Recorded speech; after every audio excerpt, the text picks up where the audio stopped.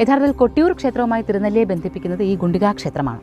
ഇത് യഥാർത്ഥത്തിലൊരു ഗുഹാക്ഷേത്രം മാത്രമല്ല, ഒരു തുരങ്കം കൂടിയായിരുന്നുവെന്നും ഇവിടെ നിന്ന് നേരെ പെട്ടെന്ന് കൊട്ടിയൂരെത്താൻ ഒരു മാർഗ്ഗമുണ്ടായിരുന്നുവെന്നും ഇന്ന് ആ തുരങ്കം അടഞ്ഞു പോയിരിക്കുന്നുവെന്നും പറയപ്പെടുന്നു. സതീദേവിക്ക് അപകടം സംഭവിച്ചു എന്നറിഞ്ഞ് ദക്ഷയാഗ ഭൂമിയിലേക്ക് എത്തുവാൻ പരമശിവൻ ആദ്യം എത്തിയത് ഇവിടേക്കാണത്രേ. രണ്ടു തരത്തിൽ പറയുന്നുണ്ട്. സതീദേവിയുടെ ദേഹത്യാഗം അറിയാതെ സതീദേവിയെ ആദ്യം പറഞ്ഞയക്കുവാൻ വേണ്ടി മഹാദേവൻ വന്നെത്തിയത് ഇവിടേക്കാണ് എന്നും ഒരു ഐതിഹ്യമുണ്ട്. ഏതായാലും ദക്ഷയാഗവുമായി ബന്ധപ്പെട്ട് കൊട്ടിയൂരേക്കുള്ള പരമശിവൻ്റെ മഹാദേവൻ്റെ വരവ് ഇവിടെ നിന്നാണ് എന്നുള്ളത് നമുക്ക് നിസ്തർക്കം പറയാനാകും. പണ്ടുകാലത്ത് കൊട്ടിയൂരിലെ ഉത്സവ സമയത്ത്, അതായത് അക്കരെ കൊട്ടിയൂർ ഉത്സവം വർഷത്തിൽ ചില നാളുകളിൽ മാത്രമാണല്ലോ, വൈശാഖോത്സവം ചില നാളുകളിൽ മാത്രമാണല്ലോ.